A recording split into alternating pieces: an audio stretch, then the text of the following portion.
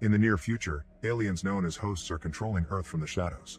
They've formed an organization called Transitional Authority, who keeps cities under military occupation. Transportation passes are required to travel, curfews are very strict, and people who misbehave are sent as slaves to a place known as the factory. In Los Angeles, Will puts some cargo in his work van, but his secretive ways show that this isn't a routine delivery. His co-worker Carlos gives him a piece of paper and asks him to hand it to his family. After just a few blocks he encounters a roadblock, but his ID is fine and they let him pass because his cargo supposedly is work-related. Minutes later Will meets with his contact and pays him with the cargo for his help. Will is hidden in a freezer in the back of a truck with another man and they're covered with an insulating blanket plus a layer of ice. Inside the freezer there's a small screen so they can see what's happening outside. Aboard, Will tells the other guy that he's looking for his son in Santa Monica because they were separated during the invasion. When they make it to the exclusion zone, they change the driver and the truck gets scanned, but thanks to the ice the guys aren't found.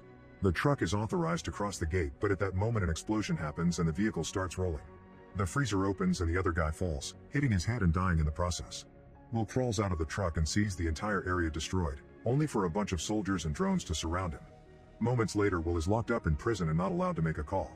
Back in town, Will's wife Katie meets with a nurse who makes insulin in secret since supplies are scarce. Katie pays with a bottle of whiskey, which is also rare, and the deal is done. However, when Katie takes a closer look at the bottle she's given, she can tell it's not fake. She tries to take her whiskey back and when the woman refuses, Katie reveals she has a gun to get her whiskey and leaves. That night Katie and her son Abraham are worried because Will hasn't come back from work and it's dangerous after curfew hours. Katie's sister Maddie arrives to ask for the insulin for her son because her supply is almost finished and Katie promises she'll get some soon. Then she asks her to stay with the kids while she goes looking for Will. First she visits Carlos, who confirms Will was at work but doesn't say anything else. When she returns to the streets, Katie sees a drone coming and hides under a military vehicle currently being used to transport a prisoner. The guy sees Katie, but he doesn't snitch on her. The car takes off and the drone follows it, so Katie is safe and returns home. The next day Katie goes to see Eric, who promises to ask around for information. Then she goes to the hospital, which has more patients than usual. She learns about the explosion, which is being blamed on a gas leak. While everyone is busy with so many wounded people, Katie takes the chance to steal some insulin. When she asks a nurse about her husband, his name isn't on the list. Afterward Katie calls Eric and they speak in code. He confirms the bomb had been a rebel attack but Will being there had been a coincidence. Eric also tells her that rebels from the other city picked up Will, so he should be fine.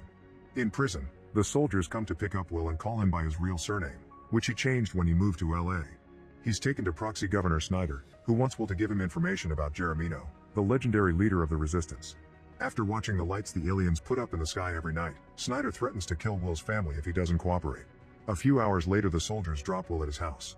The family is happy to see him, but as soon as the couple has a moment in private, Katie scolds him for what he did and freaks out when she hears he's considering helping Snyder. The next morning they find Snyder cooking in their kitchen surrounded by soldiers. He offers them many great things like good food, tutors for the children, and overall protection if they help him. Snyder even implies he may find their lost son, so Will takes the job. Sometime later a drone follows Carlos around and the soldiers show up to arrest him. His family sees this from inside their RV and hides inside a storage compartment under the bed to save themselves. At the same time Katie meets with the resistance and tells them that now she has access to enemy intel, thanks to her husband's job. Afterward she goes to her old bar, which she had to close after the invasion but now she can reopen it, thanks to Snyder's deal. Eric comes to see her and explains they need to know how close the enemy is to finding the bomber. Meanwhile Will is given a new ID card and meets his new boss Phyllis, who gives him his first case. He must find and arrest Andrew, the guy behind the bomb. He's also introduced to Agent Bo so they can work together on the case. After Will gets a gun, the duo goes to see Andrew's girlfriend, who pretends she doesn't know anything. However, when Will and Bo go to check the back door, they see Andrew trying to escape. Will chases him through the building and they burst into an apartment, taking the chase through a window. They carefully walk on some beams but Andrew falls and Will jumps after him to finally catch him while a drone watches. Later at the detention center, Will is shocked to see Carlos in a cell. He learns that their other co-worker was killed and Carlos was captured because of the cargo he helped Will steal. Feeling guilty, Will runs to Phyllis and tells her to release Carlos as an informant because he needs contacts on the street, but Phyllis refuses. Then Will goes to check on Carlos' family and even looks inside the hidden compartment, but they aren't there. At the same time Carlos' family shows up at Katie's home asking for help. Katie goes to ask Eric for support but he refuses, saying that the resistance doesn't have the resources to help people. When Will arrives home and finds Carlos' family, he and Katie immediately take them to get new IDs. On the way they're stopped by a security patrol, who apologize and let them carry on as soon as they see Will's government card.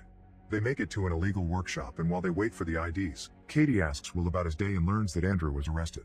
Once the IDs are ready, Carlos' family is taken downstairs to hide with other refugees. Moments later, Katie meets with Rebel Quail and tells him what she knows about Andrew. Quail explains that Andrew could lead the soldiers to the resistance, so she needs to keep an eye on any intel coming from Will to help them be ready to hide. In the evening, Will returns to the detention center only to discover Carlos and all the other prisoners were sent to the factory. He goes to complain to Phyllis, who reminds him cooperating with the aliens is actually what has given them decent lives and that's why she does this job. Humans don't have the technology to fight back, so resistance is foolish. She agrees to give Will at least 2 minutes with Carlos, so Will runs to tell him that his family is safe. However, Carlos still hates him for joining the enemy. When Will goes home, Katie comforts him. The moment is interrupted by a call from Bo, who informs him they've found more bombing suspects. Katie overhears this, so after Will leaves, she calls Eric to warn him. Minutes later, Will and Bo arrive at the address Andrew gave them. They go inside and find all the bombers dead of a shot in the head. There's also the word Geronimo painted on the wall. Will now thinks his office has a mole. At the factory, Carlos and the other prisoners are told to strip them, put through an ultraviolet and chemical shower. Afterward, they're dressed with surgical gowns and masks before they're taken to a mysterious room. The next day, Geronimo pretends to be a homeless man wandering around to enter an abandoned building, where he sets up a small radio transmitter.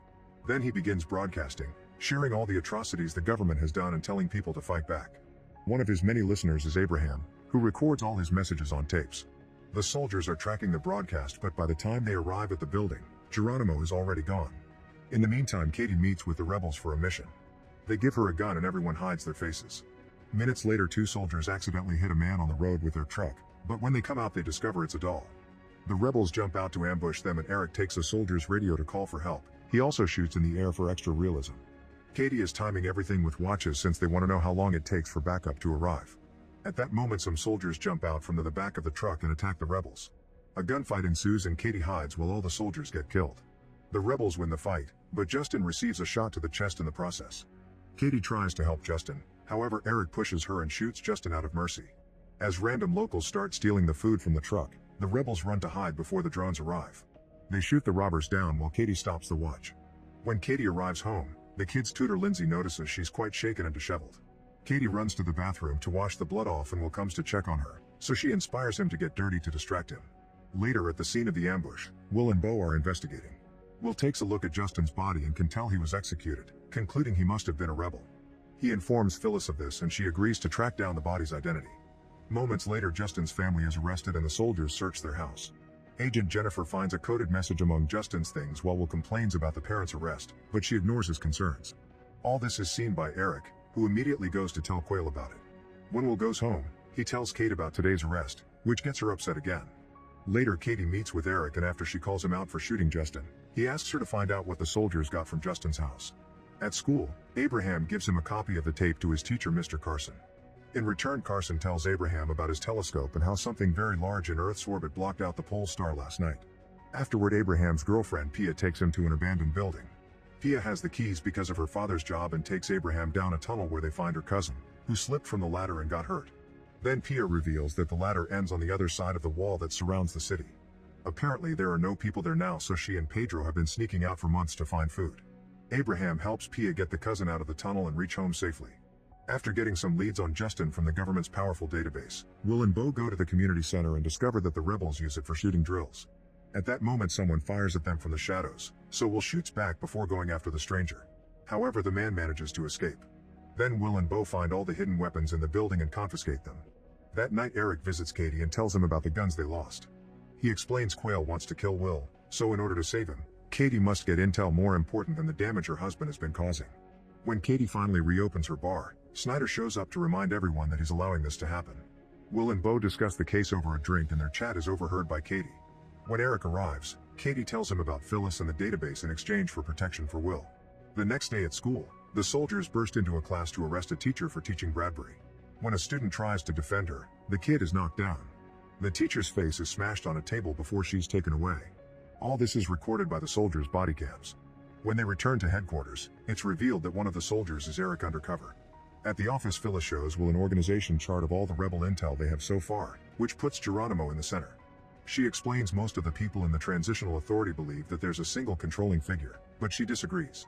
She also thinks the rebels can't harm the aliens. She only wants to stop them because they harm peace, and if the aliens ever find out about them, their punishment won't be pretty. At home, Katie sends the kids to the park with Lindsay. Afterward, she sees someone run in her garden and hears a window getting broken.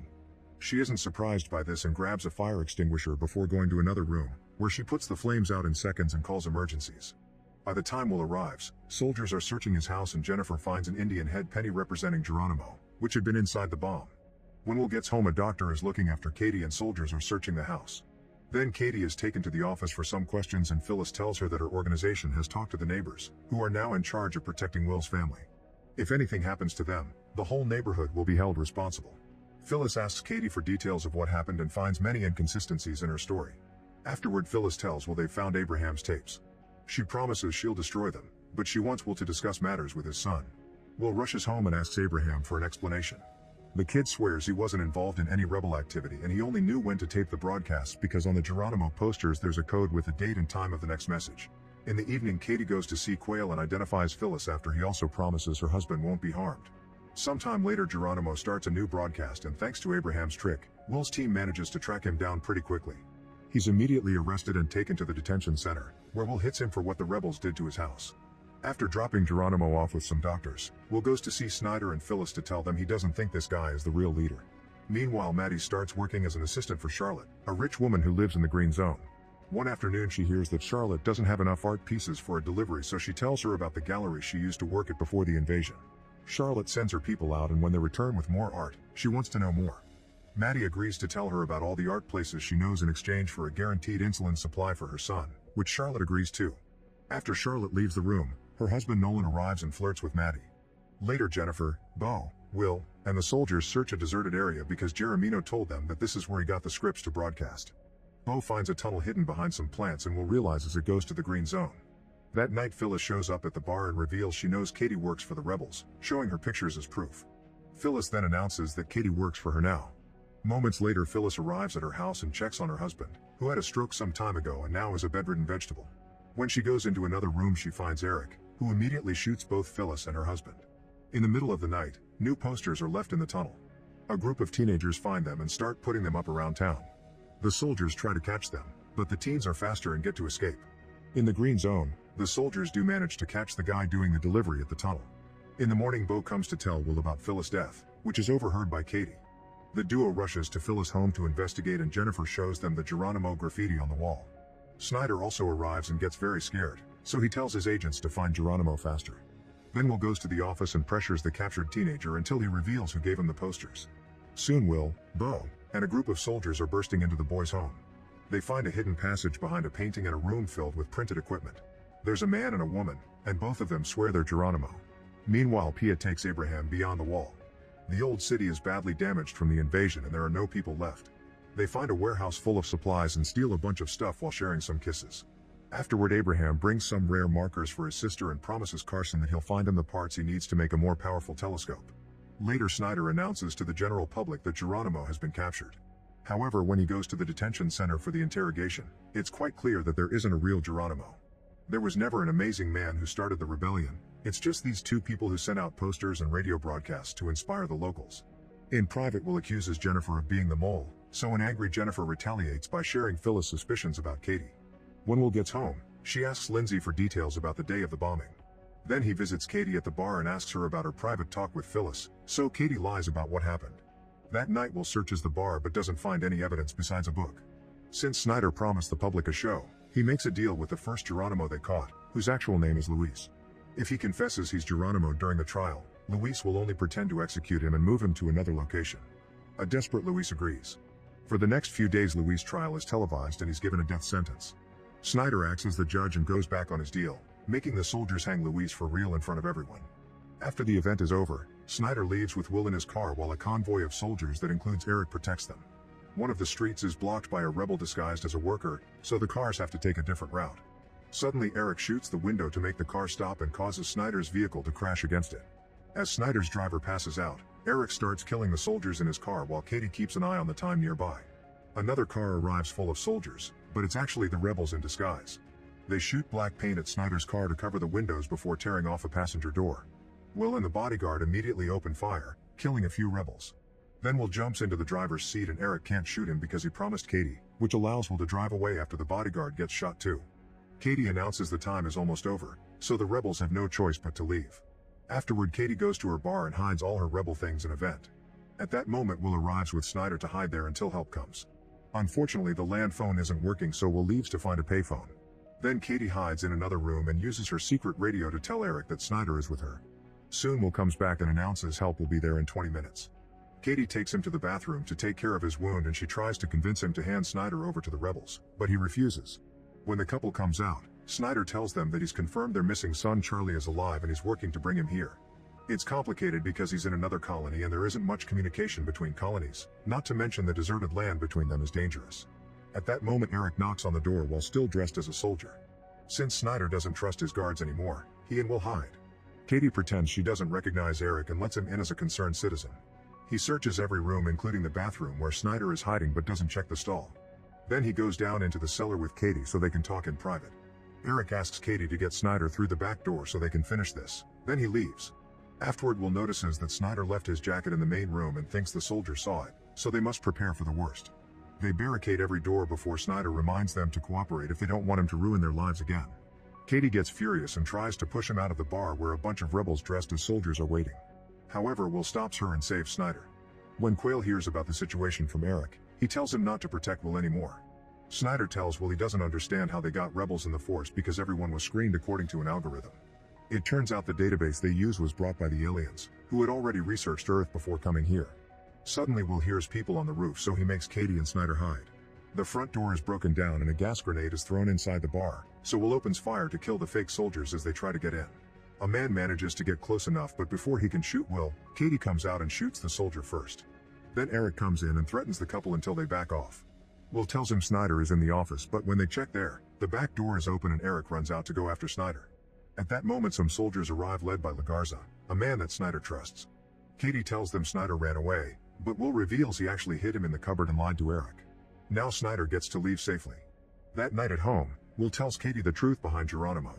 Sometime later in the Green Zone, it's shown that some people have joined a new religion that worships the aliens. Nolan and Lindsay are part of this group. After the service is over, Nolan goes home and gets dirty with Maddie while Charlotte watches. In the afternoon, Nolan flirts with Maddie in front of the maid and tries to convince her to get dirty, but Maddie reminds her that Charlotte gave them one rule: they can only do it if she's there to watch. Meanwhile, Lindsay tells Katie's daughter Gracie about the new religion, saying that the greatest day ever is coming. She shows her the religious book and asks her to keep the secret. At the same time, Katie arrives at the bar and discovers the soldiers searching the place. At the office, Will asks Snyder to give Jennifer access to the database, and soon they have Eric's registered address. The database has tons of data on him, and it'll take a while to read. When a team of soldiers arrives at Eric's address, the house explodes and kills 4 men. Afterward, Will and Bo interview soldiers that worked with Eric while he was undercover. The only useful information is Eric's tattoo that marks him as a Marine. Since Jennifer hasn't found anything useful on Eric's profile, Will guesses he used a fake name to join the troops, so he makes her search for someone with his face and a military career instead. Jennifer tries that and discovers Eric has dozens of identities in the system. In the meantime, Eric pretends to be a trash collector to surprise 2 soldiers. He kills them quickly and hides them in the trash before opening their truck, where he finds tons of bagged bodies. Eric steals a body that looks like him. Then he and Quayle put it inside a van and light it on fire to make it look like Eric is dead. Quayle also announces it's time to kill Katie because he's concluded she's a double agent. When the soldiers find the van, Bo believes the body is Eric, but Will is skeptical. Katie finds a hidden message at the usual spot and decodes it using her book. She follows the instructions and meets with Eric, who questions her loyalty. In return, Katie questions Quayle's orders and tells Eric the truth about Geronimo, which means Quayle has been lying to them about receiving orders from a mighty leader. After a short argument, Katie walks away and Eric doesn't dare to kill her. The next day, Will updates Snyder on the case and he's rewarded with an envelope. He doesn't open it until he gets home. Together with Katie, they look at the contents of the envelope and find a recent picture of their missing son Charlie. In the Green Zone, Maddie isn't allowed to touch the art and Charlotte threatens to stop giving her insulin. It turns out the maid told Charlotte that she broke the rule. Maddie immediately goes to Nolan to complain about these rich people games, so Nolan admits he's tired of Charlotte and wants a new partner. He encourages Maddie to report Charlotte's illegal art business. Later, Maddie gives Charlotte the contact of an important art dealer, but it's clear she's hiding something. At the office, Bo finds something among the fingerprints and Will rushes home to tell Katie that Eric went to the bar before. He also shows her pictures of all the people Eric killed, so Katie finally gives in and pretends Eric was a regular client, saying he mentioned living at his mother's house in Hancock Park. With this information, Jennifer manages to find Eric's real profile and his address. At the bar, Katie is visited by Rebel Rachel, who convinces her that Eric trusts her and is doing his best to protect humanity. Feeling guilty, Katie calls Eric and warns him that the soldiers are coming, so he manages to escape right before they arrive. While they search the house, Will sees Quayle in the garden next door but assumes he's just a neighbor. Among Eric's things, Will is shocked to find the same book Katie has. At the factory, Carlos and the other slaves continue to work with strange machines without talking. After the shift change, Carlos' group is given a meal. Suddenly a worker starts coughing blood, so the guards drag him away into the elevator. When Carlos goes to bed, he looks out the window and watches the Earth, confirming the factory is on the moon. On Earth, Abraham and Carson use the new telescope they built to look at the moon and see a structure there, but it's too blurry. The next morning, Will can't stop staring at Katie since he suspects her now. He also shows Abraham and Gracie the picture of Charlie, saying there shouldn't be any secrets in their house. Afterward, Katie meets with Rachel and confesses she wants to quit the resistance, so Rachel promises to talk to Quayle. At the office, Will gets a call from Quayle, who tells him that Katie is the mole and asks him to meet him in the bus. During the trip, Quayle offers a deal. He can give the government all the names of the rebels except Katie's in exchange for being able to leave LA with supplies. If Will says no, Katie's name will be the first one to leak. Quayle gives Will his number before getting off the bus. At the same time, Eric meets with a man from another town, who shares a plan to kill a minister who will be visiting LA soon. Eric then meets with Quayle to pass on this information. Later, Will tells Snyder about Quayle's deal without mentioning Katie. Snyder is desperate for good news because the incoming minister will do an inspection, so he tells Will to arrange a meeting. In the evening, Will tells Katie that the leader of the resistance asked for a deal, which makes her nervous. On her way to the bar, she leaves a warning message for Eric on the phone. Moments later, Eric meets with Quayle and demands an explanation. Quayle denies being a traitor and says that the plan Eric gave him earlier looks solid. The next day, Will and Snyder meet with Quayle and they seal the deal. Moments later, the rebels show up at the market for a meeting with Quayle. However, Katie is hiding in a building and sees the soldiers hiding on the roofs, so she immediately warns Eric through a hidden mic. Then she throws some firecrackers in the middle of the market, causing everyone to panic and run away. Eric gets to escape and Quayle is rescued by the soldiers while LaGarza opens fire, killing a few people including Rachel. At the office, Jennifer finds Quayle in the system and discovers he used to be CIA. Snyder cancels the deal and wants him to be interrogated. Will announces he'll pick Quayle up, but when he arrives at the same house, Quayle starts taunting him by talking about Katie. Will immediately shoots him and the two guards, then Bo agrees to help him plan a cover story. Afterward, they tell Snyder that Quayle was already dead when they got there. Downtown, Katie and other civilians are horrified to see a bunch of bodies hung under a bridge. It's Rachel and her two sons with signs that say terrorist. Eric reminds Katie this is why they fight. That night, Will tells Katie that she doesn't have to worry about the leader as an indirect way to say he knows she's a rebel and that Quayle is dead. A few nights later, citizens are launching paper hot air balloons with pictures of the people they lost during the invasion. Soon the soldiers arrive to remind them of the curfew and push a man to make him go home. Suddenly someone fires from the shadows and a soldier falls dead, so the rest of the team gets violent as they fight the civilians to send them home. In the chaos, a kid cries as his father gets arrested. The next morning, Will and Bo find multiple dead soldiers all over town. The duo goes to see Snyder and tells him they have information that operations are being directed from the other side of the wall. Snyder is skeptical but agrees to let them go as long as they take LaGarza with them. Meanwhile, Eric introduces Katie to his informants and they discuss a plan for the ministry's visit. When Katie asks how they get all this intel, they show her a little drone shaped like an insect. That night, Eric teaches Katie how to be a better shooter. Soon Will, Bo, and the soldiers are allowed to cross the barrier and reach the destroyed town outside the wall. They search an old building and on the top floor, Will plants a map before he and Bo start shooting at random objects. Will calls LaGarza pretending they're in trouble and need backup. Will runs outside and comes back in when LaGarza arrives, pretending he tried to chase the shooters and lost them. LaGarza finds the map and takes it to Snyder, who informs them that other soldiers found a tunnel under the wall and it'll be sealed. Since Will is secretly planning to use that tunnel to escape, he convinces Snyder they should set a trap instead. The next day, Snyder shows up with his soldiers at Nolan's house and arrests Charlotte for her illegal art deals. Charlotte tries to blame Maddie, but she says she's just an assistant. Snyder agrees not to get Nolan involved and puts all the blame on Charlotte, so later Nolan thanks him by bringing him the secret proposal to replace him that is going around the green zone. That night, Katie is chatting with Gracie and is weirded out by the ominous things she says, so she finally checks the book her daughter is reading and discovers the weird religion. When Will comes home, Katie shows him the book, but Will isn't bothered because he has a plan to help the whole family escape the colony. Katie freaks out and they start fighting as they both accuse each other of lying. In the end, Katie announces she wants to keep on fighting and refuses to leave with him. Afterward, Will meets with Bo and tells him to escape without him. Meanwhile, Eric and Katie arrive at the subway station and start killing every guard they see.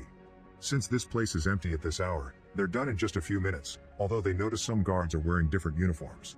Then the duo opens a hole in the well to let the other rebels in and they install a bomb on the tracks. When the VIP train arrives, it hits the explosive and instantly blows up. The team then searches the train, and among the dead guards, they find a strange robotic suit with an alien inside.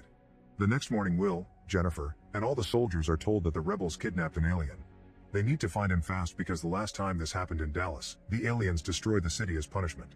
Meanwhile, the rebels are escaping on a modified car that runs on the train tracks while discussing what to do with the alien. They check the body and find a tracker, so they wrap it in foil to block its signal before carrying it to headquarters. When Will gets home, he tells Maddie that things will be dangerous in town for a while and asks her to take the kids away, so Maddie offers to take them to the green zone. He also asks Abraham if he knows where Katie is, so Abraham shares the emergency number his mother gave him in secret. Will calls the number, but nobody picks up.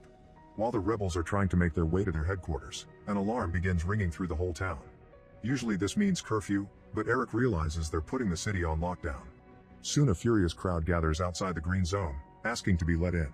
When a man tries to cross the gate without authorization, a guard beats him up. While Maddie presents her ID to the receptionist, Abraham sneaks away. Maddie is allowed to enter the green zone with her son, Gracie, and the family dog. Nolan receives them with open arms in his home but reminds Maddie she'll have to choose a side soon.